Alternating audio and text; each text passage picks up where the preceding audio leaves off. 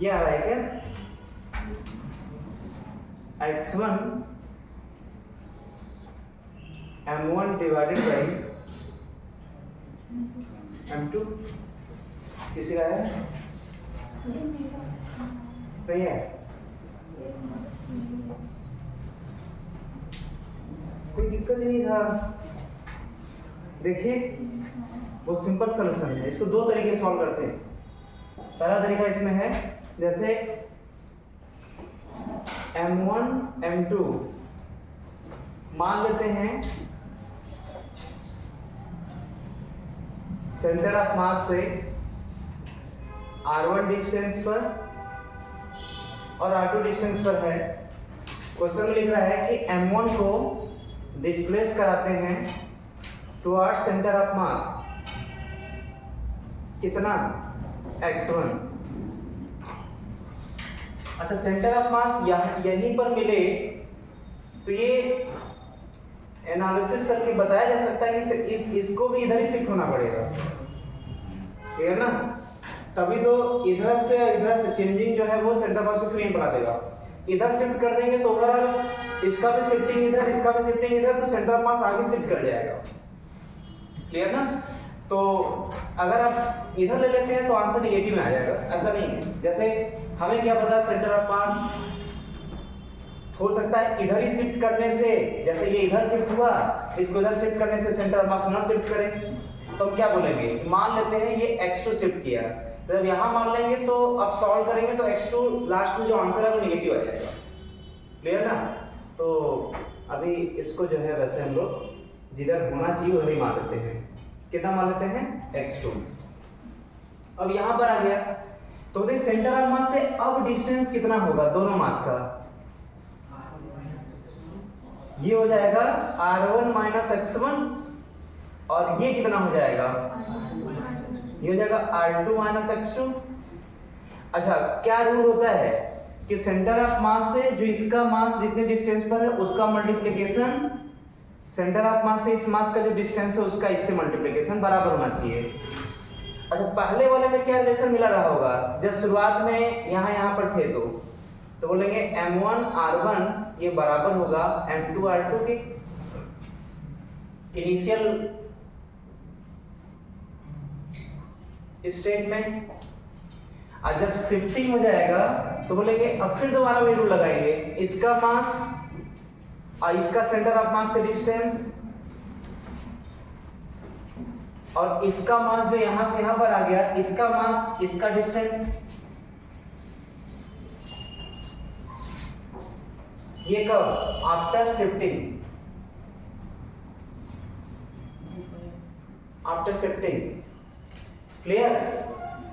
बस इसको सिंप्लीफाई करिए, m1 r1 minus m1 x1 m2 r2 minus m2 x2। अच्छा, दोनों बराबर है क्या, और जब दोनों बराबर है दोनों कैंसिल हो जाएंगे, और दोनों कैंसिल होंगे, माइनस से माइनस वो भी कैंसिल होगा, तो मिल गया m1 x1 equal to m2 x2। यहाँ से x2 इक्वल टू कितना आ गया, x2 इक्वल टू वही तो पूछ रहा था कितना शिफ्टिंग होगा, तो कितना हो जाएगा m1 x1 divided by m2। अब थोड़ा ध्यान से इधर देखेंगे तो एक बार इधर ध्यान दीजिए, देखिए अगर गलती से इधर शिफ्ट कराए होते, सुनिए ध्यान से, इधर शिफ्ट कराए होते तो जो यहाँ पर लिखते वो r2 माइनस x2 लिखते, जब शिफ्ट कराते तो इससे और दूरी बढ़ जाता तो यहाँ प्लस होता, तो यहाँ प्लस होता, तो यहाँ प्लस होता, ये माइनस होता है, तो यहाँ प्लस होता तो आंसर भी माइनस में आता, तो माइनस का मतलब समझ जाते कि वो इधर नहीं इधर होगा शिफ्टिंग, क्लियर। पहला तरीका। दूसरा तरीका क्या हो सकता है इसमें, बेसिक तरीका, ध्यान सुनिए, जैसे दोनों का अगर यहाँ पर ओरिजिन ले लेते हैं 0,0, एकदम बिल्कुल बेसिक तरीके से, ये थोड़ा लेंदी तरीका होगा, क्लियर ना। ये बेसिक से था लेकिन इसको ड्राइव करके चूंकि याद कर चुके थे तो डायरेक्ट इसको अप्लाई कर दिए, याद किया हुआ चीज। अब बेसिक से करते हैं, इसको क्या करते हैं 0,0, और अब बताइए इसका कोऑर्डिनेट क्या लिखेंगे, सेंटर ऑफ मास का, सेंटर ऑफ मास का कोऑर्डिनेट क्या होगा, तो एक्सियम इन फर्स्ट केस क्या होगा, 0 कामा m1 और इसका कोऑर्डिनेट क्या लिखेंगे, इसको d मान लेते हैं, इसको d मान लेते हैं, इसका हो जाएगा d कामा 0, तो जाएगा एक्सियम फर्स्ट वाले का आएगा 0 into m1 plus d into m2 divided by m1 plus m2। Clear ना?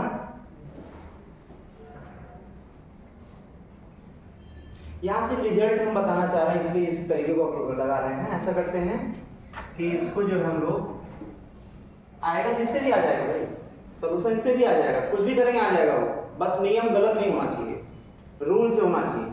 ऐसा करते हैं हम लोग ओरिजिन यहाँ पे 0,0 लेते हैं, एक जनरल पॉइंट पर रखते हैं, इसको रखते हैं x1 पर, तो x1, 0 और ये हो जाएगा तब x2, 0 ले लेते हैं,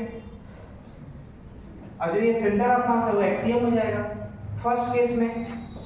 तो फर्स्ट केस में ये आ जाएगा और ये आ जाएगा m1 x1 और ये आ जाएगा m2 x2, यही होगा ना।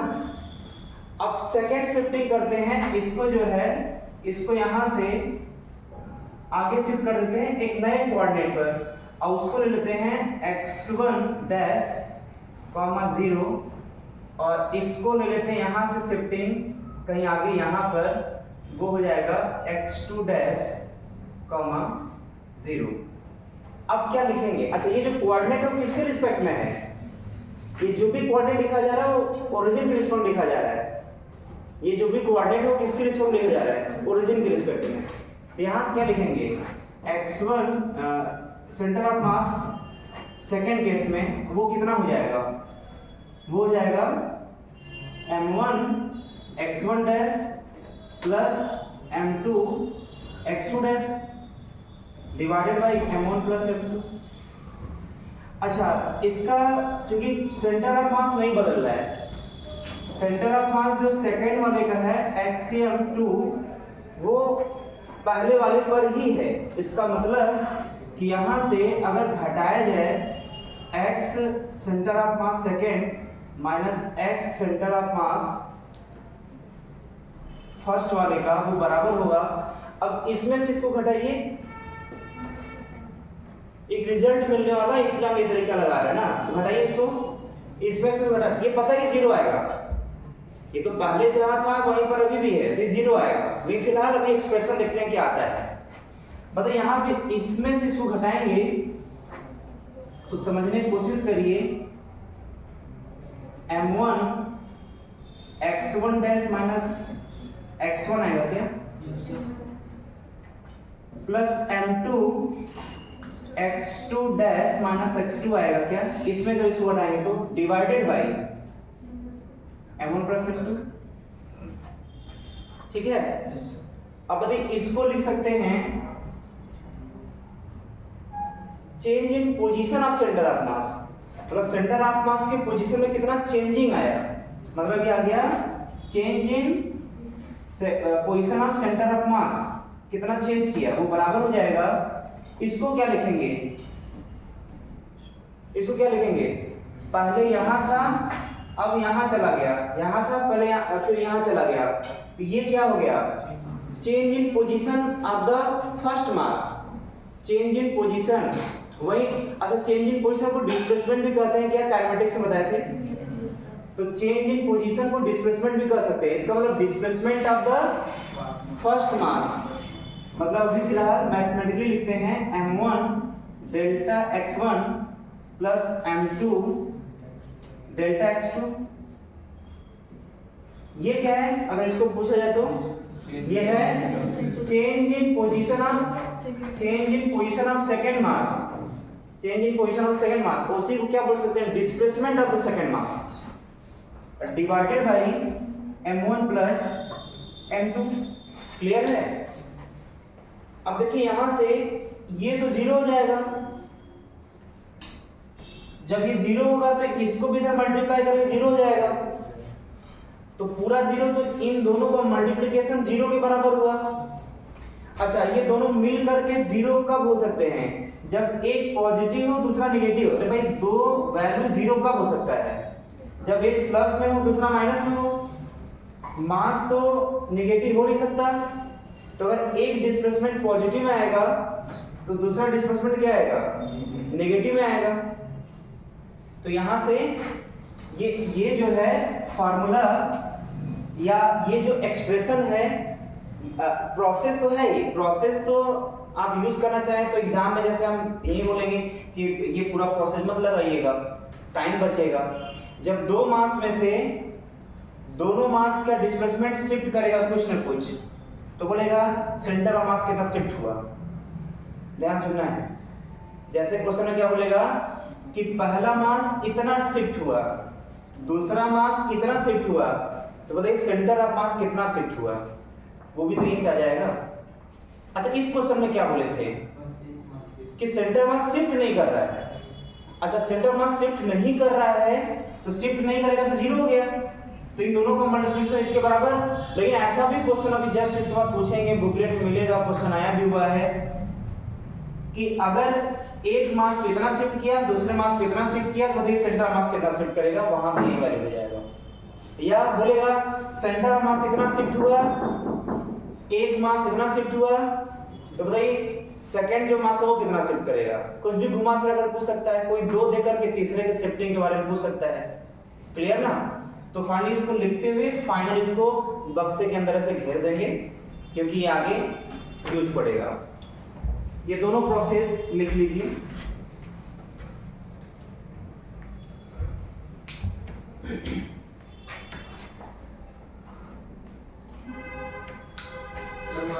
साइन हमेशा पॉजिटिव ही रहेगा। कहाँ पर? यहाँ पर उस केस में बीच में ना, हाँ ये पॉजिटिव रहेगा, लेकिन अगर ये मिलके जीरो हुए तो ये सूडो, इसमें से कोई सूडो नेगेटिव होगा। सूडो नेगेटिव मतलब आगे किधर जाना है, ठीक, ये सूडो नेगेटिव होगा इसमें से, मतलब देखने में लगेगा पॉजिटिव की तरह, लेकिन वो अंदर अंदर नेगेटिव होगा। कब? जब दोनों मिलके जीरो होंगे। हाँ बोलिए फिर से। नहीं समझा हम क्या बोले थे, ये समझ में आया? हम बोले क्या थे, मतलब समझ आने की बात नहीं, क्या बोले थे? देखिए अगर दोनों मिलके जीरो होगा तो एक सूडो नेगेटिव, एक सूडो नेगेटिव होगा, मतलब अगर दोनों मिलकर के अगर जीरो हो रहे हैं तो ये देखने में दोनों पॉजिटिव लग रहे हैं, लेकिन वो केवल देखने में ही पॉजिटिव लग रहा है, उसमें से एक नेगेटिव होगा। अननोन वैल्यू है ना वो, ये वैल्यू न्यूमेरिकली थोड़ी ना, ये 3 या 5 थोड़ी ना, ये अननोन वैल्यू है। समझा क्या है? हम कहाँ समझाए उसके बाद? अगर सेंटर ऑफ मास का डिस्प्लेसमेंट दे दे तो उसको नेगेटिव दे दिया पॉजिटिव है, सब कुछ साइन के साथ दे देगा वो। मतलब हमें बहुत सोचना, तभी तो एग्जांपल लिए थे कि मान लेते हम इधर नहीं शिफ्ट करते, इधर शिफ्ट करते, तो ऑटोमेटिक देखिए आंसर नेगेटिव आता है। सर यहाँ पे अगर सेंटर ऑफ मास का डिस्प्लेसमेंट दे दे पॉजिटिव में नहीं, ये तो जरूर देगा क्वेश्चन में कि राइट शिफ्ट किए, लेफ्ट शिफ्ट किए, किधर शिफ्ट किए, ये तो बोलेगा ना। तो जिधर शिफ्ट करेगा उसको मान लेंगे पॉजिटिव है, तो उसके उल्टा जितने शिफ्टिंग होंगे वो नेगेटिव हो जाएगा। क्लियर ना? इस बच्चे क्वेश्चन समझाया क्या बोल रहा है बच्चा? ये बच्चा बोल रहा है कि अगर सर मान लेते हैं इधर शिफ्ट किया और ये इधर शिफ्ट कर गया, तो इसका शिफ्टिंग पूछेगा तो कैसे क्या करेंगे? तो या तो इधर पॉजिटिव मान लेंगे, अच्छा इधर पॉजिटिव मानेंगे तो ये इधर शिफ्ट किया था तो पॉजिटिव में आएगा, लेकिन ये इधर शिफ्ट कर गया तो उसका वैल्यू नेगेटिव रखेंगे। किसी एक डायरेक्शन में पॉजिटिव मान करके सॉल्व करेंगे।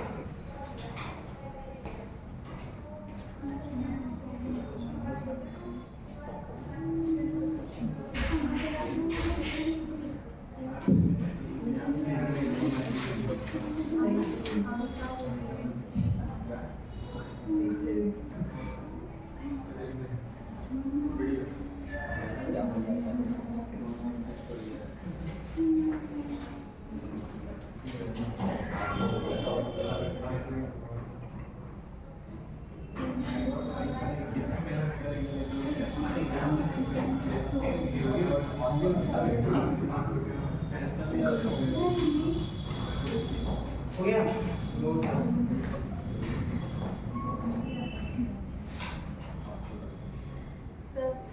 फैन ऑन कर ले। क्या जरूरत है? गर्मी चिल्लाना पड़ेगा, फिर माइक लगाना पड़ेगा।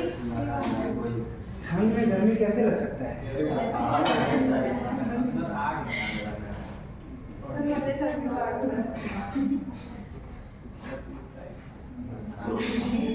नहीं ऑन करते हैं, हम तो खुद ही भी सीढ़ी से ऊपर नीचे आए तो कोई दिक्कत नहीं।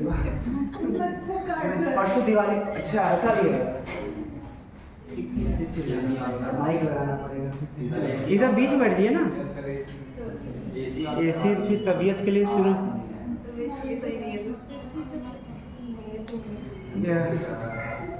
हो गया ना ये?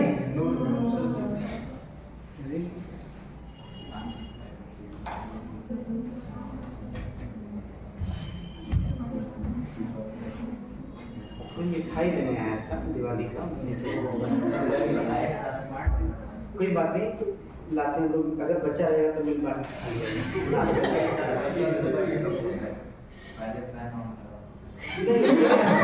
इससे तो मिठाई खिला रहे हैं।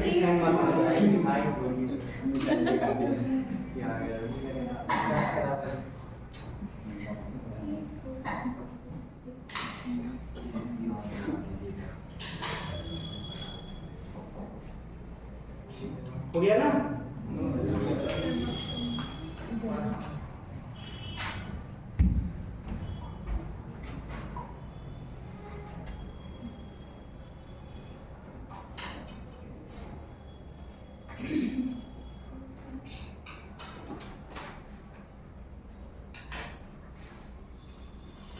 क्वेश्चन लिखिए, नेक्स्ट क्वेश्चन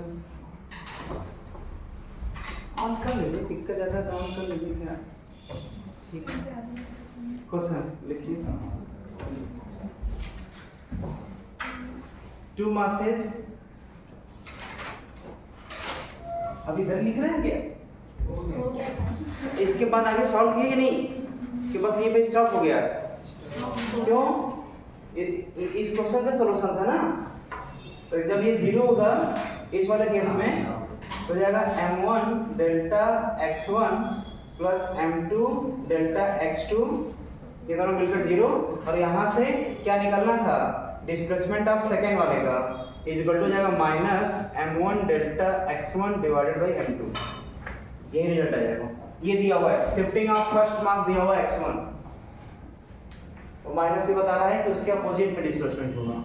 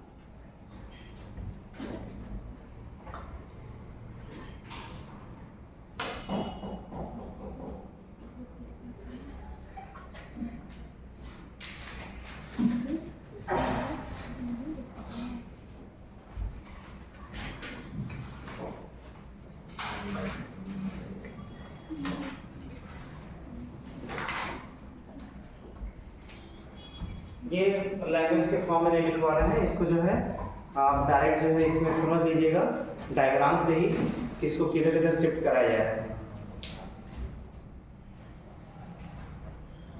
लैंग्वेज के फॉर्म में आएगा तो वहाँ समझना पड़ेगा। हाँ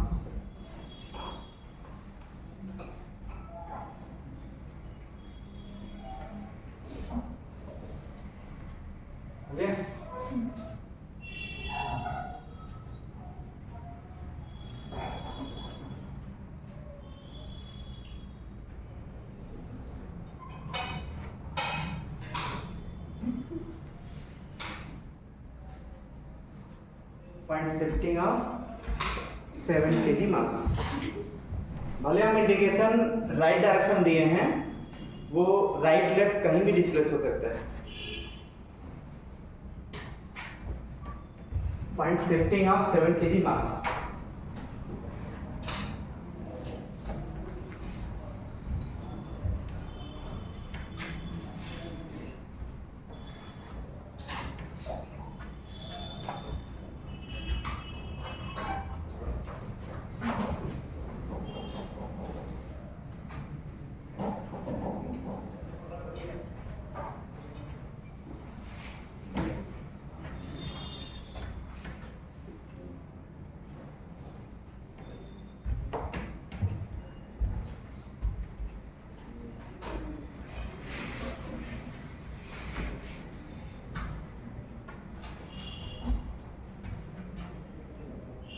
आ गया होगा, हो गया होगा। क्या बनेगा? सबसे पहला काम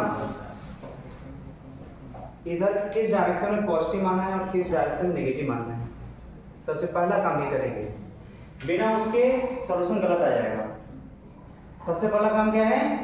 शिफ्टिंग किसी एक डायरेक्शन को पॉजिटिव और उसके अपोजिट वाले को नेगेटिव लेंगे। ठीक है, अब देख किधर पॉजिटिव लिए हैं, मतलब हमेशा राइट डायरेक्शन पॉजिटिव लेते हैं, तो इसका मतलब अच्छा shifting of the centre of mass से रिलेटेड फार्मूला क्या है? तो रिजल्ट तो एक जैसा ही है। देखिए जहां बस डेल्टा डेल्टा लग जाएगा हर जगह। जो हम लोग बेसिक फार्मूला याद किए थे सेंटर ऑफ मास का, बस उसी में डेल्टा डेल्टा लग जाएगा। जैसे हम लोग क्या याद किए थे, axiom equal to m1 x1 ना, तो x1 का डेल्टा x1 हो जाएगा। m2 x2 याद किए थे तो डेल्टा x2 हो जाएगा। बस डेल्टा डेल्टा लगता जाएगा और shifting of the centre of mass का फार्मूला तैयार हो जाएगा। ठीक है, अच्छा ये किधर शिफ्ट किया, राइट में कि लेफ्ट में? राइट में शिफ्ट किया है तो पॉजिटिव में। अच्छा मास पॉजिटिव में रखेंगे नेगेटिव में? मास पॉजिटिव में रखेंगे क्योंकि पॉजिटिव ही होता है। अच्छा इसका शिफ्टिंग नेगेटिव में कि पॉजिटिव में? नेगेटिव। पक्का है? अच्छा आप लोग ये ध्यान देकर कि आगे सॉल्व किए थे ना? ठीक है, m2 मास कितना है? डेल्टा x2 यही पूछ रहा है। ये सॉल्व करने के बाद नेगेटिव अगर आया तो किधर शिफ्ट किया होगा? सॉल्व करने के बाद ये नेगेटिव आया किधर शिफ्ट किया होगा? ये नेगेटिव आने का मतलब वो इधर नहीं शिफ्ट किया होगा, लेफ्ट साइड में शिफ्ट किया होगा। समझ आ गया क्या सर? कोई दिक्कत नहीं है ना? आगे बढ़ते हैं। तो 3 + 5 बाकी 100 बाकी सॉल्व कर लेंगे। जो है कितना है? पॉजिटिव में आ रहा है क्या?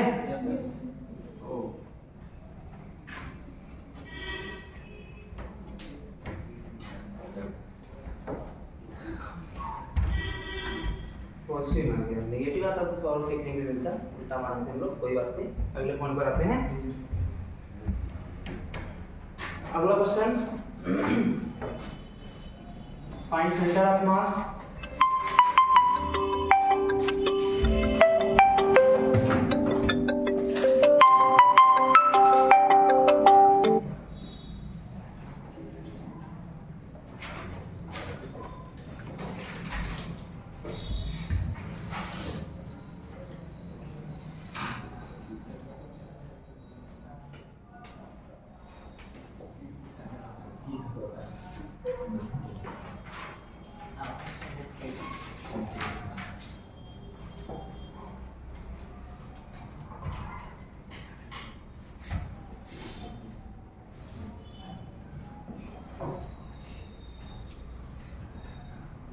क्या होगा? 0,0 ये 10,0 और ये 5,5,10।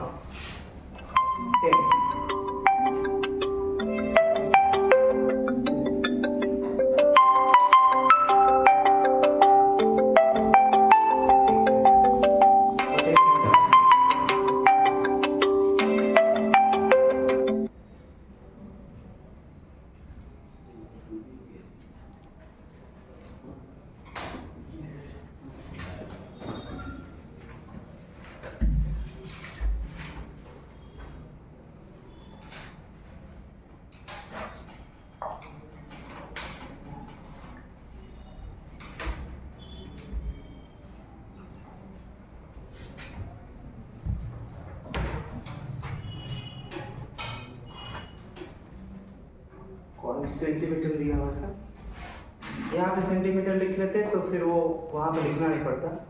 आप लोग अगर नोट नहीं किए हैं तो इसको हटा दीजिएगा, क्योंकि हम लोग यहाँ पे सेंटीमीटर दिखा दिए हैं, बाकी लिख लें कोई बात नहीं।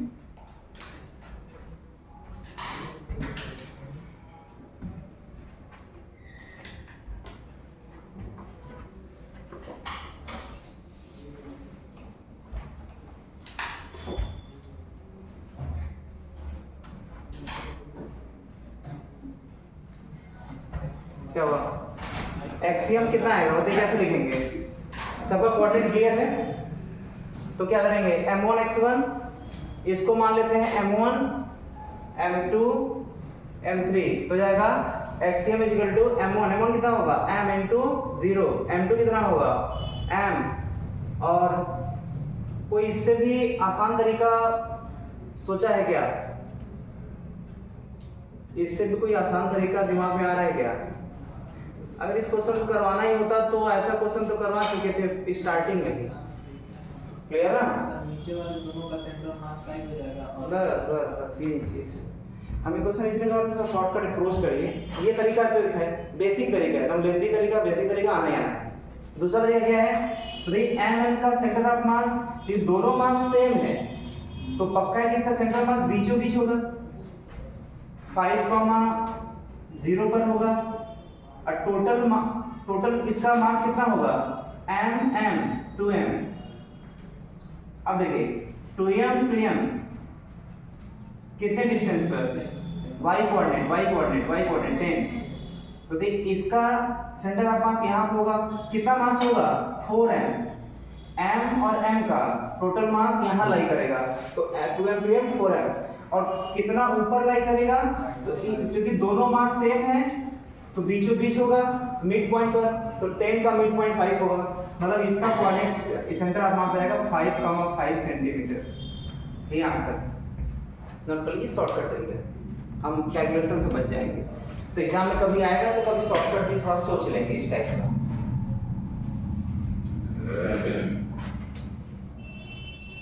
ये तो बेसिक तरीका है, वैल्यू पुट करके ला ही देंगे, आ ही जाएगा, बस कोऑर्डिनेट गलत नहीं होना चाहिए।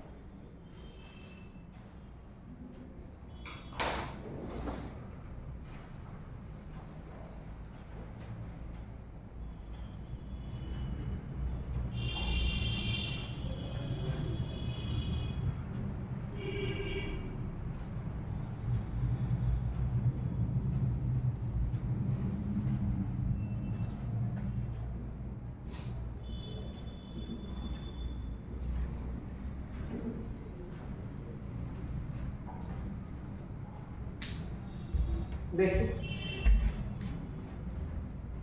फिर वही जो है लेंदी प्रोसेस पकड़े होंगे तभी इतना टाइम लग रहा है, नहीं तो फिर थोड़ा शॉर्टकट यूज किए होते तो आंसर आ गया होता फटाफट। देखिए इधर फर्स्ट बेसिक मेथड क्या है, इधर हम लोग क्या मान लेंगे x, इधर क्या मान लेंगे y। पहला क्वेश्चन ये होता है कि सर आप क्यों इधर ही x मान रहे हैं, इधर क्यों y मान रहे हैं।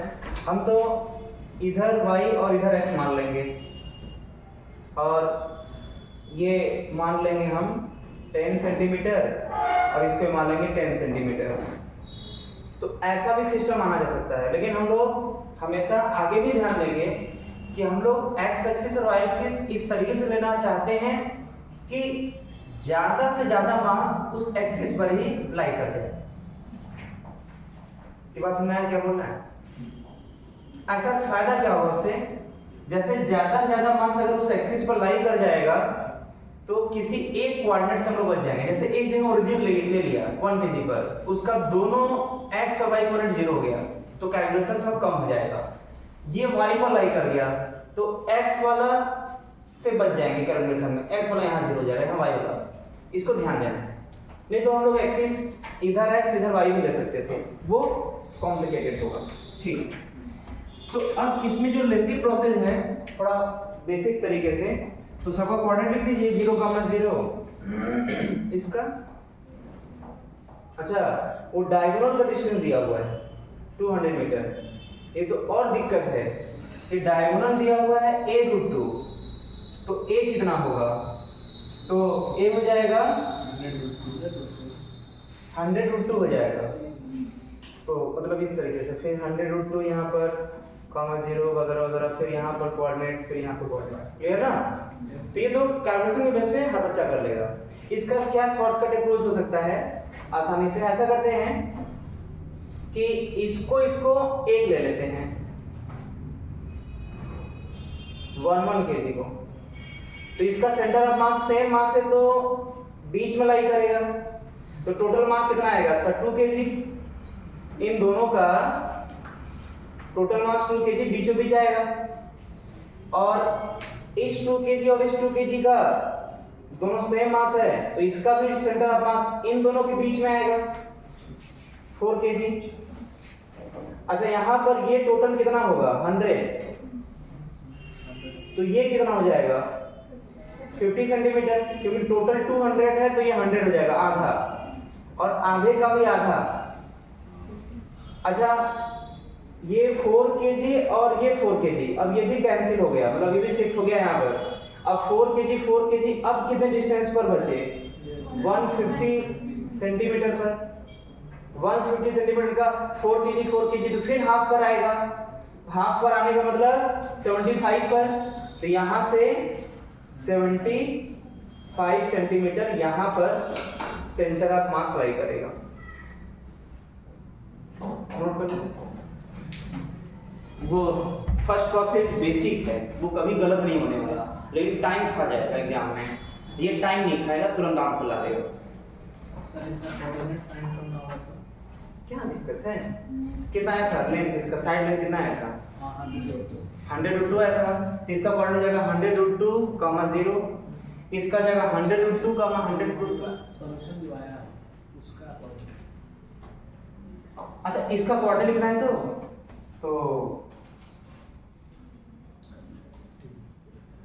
कोऑर्डिनेट क्यों पूछेगा, एक्स वाई दिया ही नहीं है।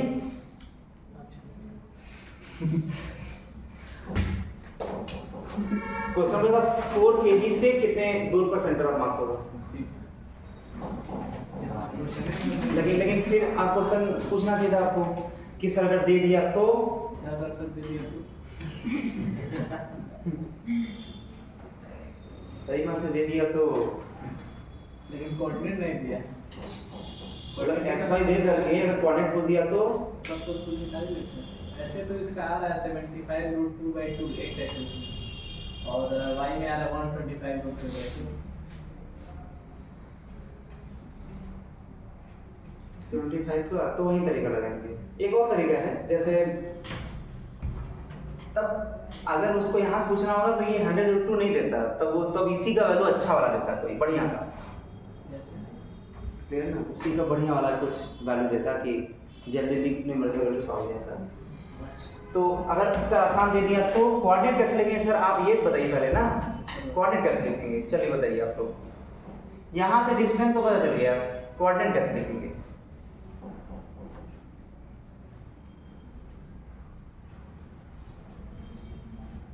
तो बोलेंगे कि सर ये एंगल हमें पता है 45 डिग्री, और ये डिस्टेंस का एक कंपोनेंट आएगा इधर की तरफ, ये नोट कर लिए ना, नोट हो गया ना। देखिए इसका एक कंपोनेंट आएगा इधर की तरफ, यही x कोऑर्डिनेट होगा, अगर ये ओरिजिन है तो यही x कोऑर्डिनेट आएगा, मतलब इस लेंथ का साइन कंपोनेंट वही x कोऑर्डिनेट, और इस लेंथ का जो इधर कंपोनेंट आएगा, पूरे लेंथ में से ये लेंथ घटा देंगे तो ये लेंथ आ जाएगा, यही y कोऑर्डिनेट होगा।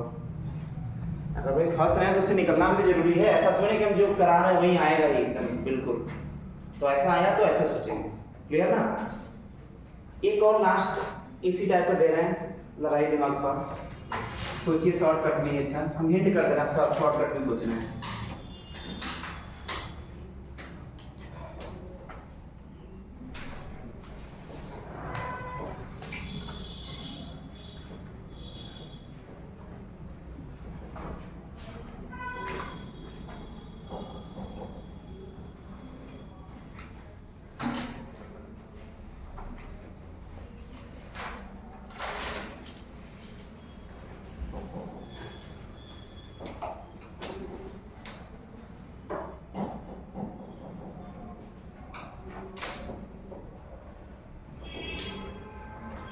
अब लगाइए इसको दिमाग का। अच्छा इसमें दो क्वेश्चन पूछ लेते हैं। पहला क्वेश्चन देखिए इधर, इसके डायगोनल का डिस्टेंस या फिर इसका साइड लेंथ इस बार ले लेते हैं। कैलकुलेशन बढ़ेगा लेकिन कैलकुलेशन करना भी जरूरी है वैसे। साइड लेंथ दे दिया और ये जो है डायगोनल को ऐसे डिनोट कर लिया। यहाँ पर ये A B C D O ये है। तो find centre of mass from 2m, पहला क्वेश्चन। दूसरा वाला पहला क्वेश्चन है, पहला वाला दूसरा क्वेश्चन है, मतलब फालतू कंफ्यूज कर रहे हैं ना। ये दूसरा क्वेश्चन, क्लियर ना। पहला question, find location of centre of mass will be, पहला एट OC, दूसरा ऑप्शन एट OB, तीसरा ऑप्शन एट OD और एट OE। पहले को सॉल्व करना है फिर दूसरे को सॉल्व करना है। पहला बाद में लिखा हुआ है, दूसरा वाला पहले लिखा हुआ है।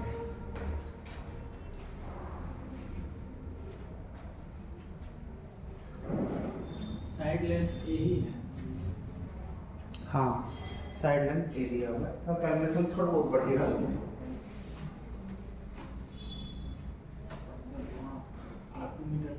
और सेकंड वाले 2 मीटर नहीं है भाई वो सर 2m सर। हाँ, ठीक है। सेकंड वाले क्वेश्चन का सर आंसर देखा है, ये भाई फाइंड करना है। देख ले, पहले बताइए पहले का कौन सा ऑप्शन सही होगा। पहले वाले दिमाग लगा कर रहे हैं, किस में लाई करेगा। बिना पेन कॉपी यूज किए जो अगर सॉल्व करेगा उसको जल्दी आंसर आएगा उसका।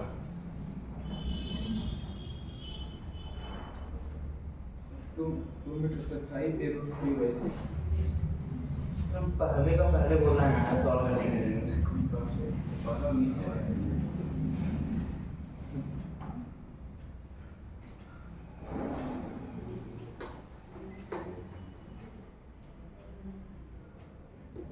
सर वही पे होगा, वही पे होगा। वो ए नहीं देखते हैं।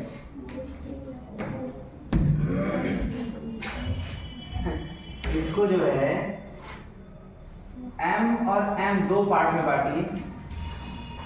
और समझिए ध्यान से, m और m जब दो पार्ट में बटा तो ये सभी m का सेंटर मास बीच में होगा 4m। कैसे पता?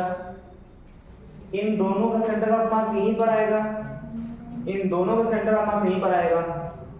अब सब गायब हो गए, गायब गायब गायब गायब। अब कितने मास बचे? 4m और m। तो 4m और m का जो बच्चा बोल रहा था कि इनके भी सेंटर ऑफ मास लाई करेगा, तो ऐसा कभी नहीं होने वाला ना। जैसे m1 और m2 का सेंटर ऑफ मास इन्हीं के बीच में कहीं लाई करेगा, उससे बाहर आकर कहीं लाई नहीं करेगा। क्लियर ना? तो आप सॉल्व कर लीजिए। 4m और m, यहाँ सेंटर ऑफ मास पूछ रहा है ना यहाँ से, तो यहाँ से मान लेंगे x1। अब देखिए दूसरे वाले का आंसर देखिए x1, यहाँ से x1 डिस्टेंस है यहाँ पर, तो x1 इक्वल टू क्या लिखवाए थे? x1 इक्वल टू, तो जहां से डिस्टेंस मेजर करेंगे जिस तरफ के मास से, उससे दूर वाला मास ऊपर होना चाहिए। तो जिधर से मेजर करेंगे उससे दूर वाला मास ऊपर। टोटल डिस्टेंस कितना होगा? टोटल डिस्टेंस कितना होगा भाई? a√2/2 टोटल a√2 होता है, तो उसका आधा कर देंगे, a/√2 हो जाएगा। तो मास, दूर वाला mass into total distance divided by total mass, कितना? 4m plus m। बाकी सॉल्व करेंगे, आंसर है।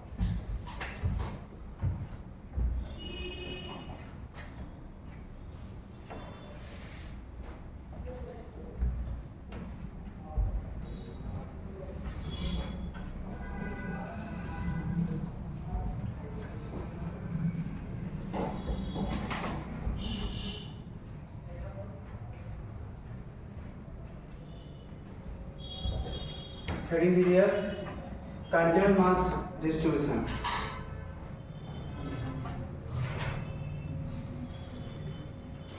इसमें कौन सा ऑप्शन सही है? ओसी वाला टिक कर लीजिए। ओसी वाला जो है ऑप्शन टिक कर लेंगे उस पर, तो आंसर सही होगा।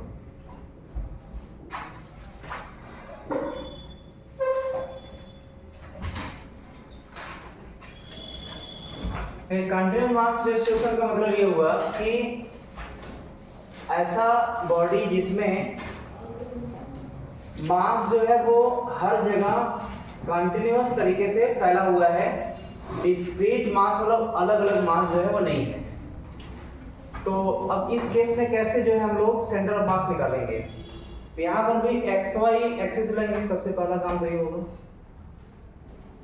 X Y axis.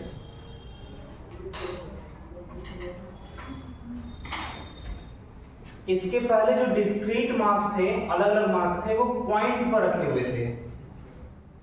m1 मास एक पॉइंट मास पर, m2 मास एक पॉइंट मास पर। तो डिस्क्रीट मास बेसिकली किसके लिए वैलिड होता है? पॉइंट मास के लिए। डिस्क्रीट मास किसके लिए होता है? पॉइंट मास के लिए।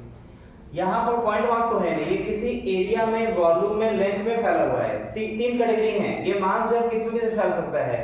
या तो किसी लेंथ में फैल सकता है मास, लाइक लेंथ में मास होगा, इसका एग्जांपल कौन होगा? रॉड। क्लियर?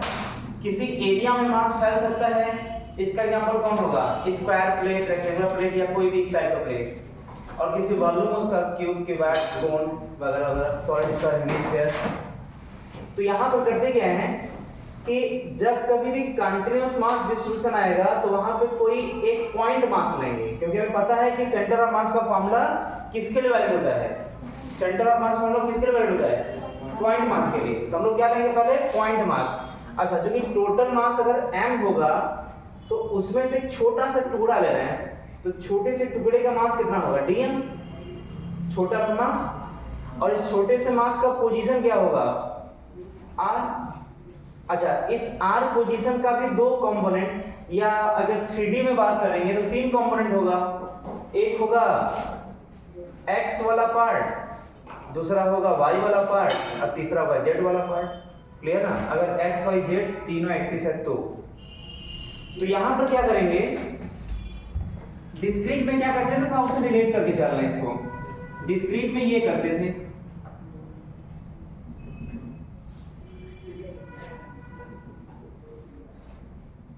और इसका जो है, इसका सिंबल ये था, इसको बोलते हैं समेशन, मतलब जोड़ना। ये सिंबल तभी यूज करते हैं जब एक फाइनाइट वैल्यू दिया हो, जो काउंटेबल हो, जिसको काउंट कर सकते हैं। लेकिन जोड़ने का सिर्फ तरीका समेशन ही नहीं होता है, जोड़ने का एक और तरीका होता है। अगर फाइनाइट नंबर होगा, काउंटेबल, मतलब जो संख्या काउंट कर सकते हैं, अगर वैसा होगा तो ये समेशन जोड़ने का तरीका। जहां पे काउंटेबल नहीं होगा, जहां पे इनफाइनाइट ऐसे एक्सप्रेशन मिलेंगे, मतलब डीएम, जैसे अगर इसमें से डीएम मास निकालते जाए तो कितने मास निकाल सकते हैं, डीएम इनफाइनाइट मास निकाल सकते हैं। क्लियर ना? तो यहां पर जो है इंटीग्रेशन यूज कर देंगे, जहां पे इनफाइनाइट डीएम मास आ जाएगा, मतलब वहां पे इंटीग्रेशन ही आना है, वहां समेशन से नहीं जोड़ सकते। इसका मतलब पक्का ये क्या आना है, इंटीग्रेशन आना है। अब यहां पर तो डिस्क्रीट मास था, अलग अलग था, यहां पर किसी एक मास का एक्सप्रेशन, फंक्शन बनाएंगे, किसी एक मास को लेकर के उसका एक फंक्शन क्रिएट करेंगे, क्योंकि हमें पता है कि जोड़ने के लिए एक फंक्शन का मिलना बहुत जरूरी है। क्योंकि जब तक फंक्शन कुछ मिलेगा नहीं किसी भी टाइप का, अगर sin x को जोड़ना है इस फंक्शन को तो माइनस cos x आएगा, x ऊपर n को जोड़ना है तो x ऊपर n प्लस 1/n प्लस, मतलब कोई फंक्शन मिलेगा तभी तो उसको जोड़ पाएंगे ना, तो फंक्शन मिलना चाहिए। तो यहाँ पर लिखने का तरीका ये होगा कि अब इसमें से किसी एक एक्सप्रेशन को उठाते हैं, तो m1 की जगह क्या हो जाएगा, जिसको लिए हैं छोटा सा मास dm, और ये क्या था, ये क्या था, इसका पोजीशन x के डायरेक्शन में, इसका पोजीशन x के डायरेक्शन में, तो dm का यहां पर हम मल्टीप्लाई करेंगे। पहले तो हम x की बात नहीं कर रहे हैं, जनरल पोजीशन की बात कर रहे हैं, तो dm इंटू r हो जाएगा, मतलब इस मास का position divided by total mass. अच्छा, टोटल मास कितना होगा, टोटल मास होगा ऐसे ऐसे dm सबको जोड़ देंगे तो टोटल मास आ जाएगा। dm से ही तो ये मिलके बना हुआ है, पूरा बॉडी किससे मिलके बना हुआ है, dm से। तो dm ऐसे जोड़ देंगे सबको तो यही टोटल मास है। तो इसके बारे में सोचना ही नहीं है, ये तो टोटल मास दिया रहेगा, ये टोटल मास नहीं दिया रहेगा तो उसको भी इंडिकेट करेंगे। क्लियर ना? तो ये जो है बन गया आरसीएम का फार्मूला।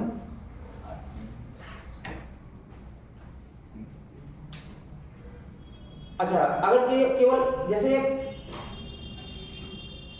अगर क्या होगा, रॉड होगा, तो रॉड जो है हम बोले थे ना, एक्सिस को भी इस तरीके से मानते हैं कि सभी मास जो है उसी एक्सिस पर आ जाए।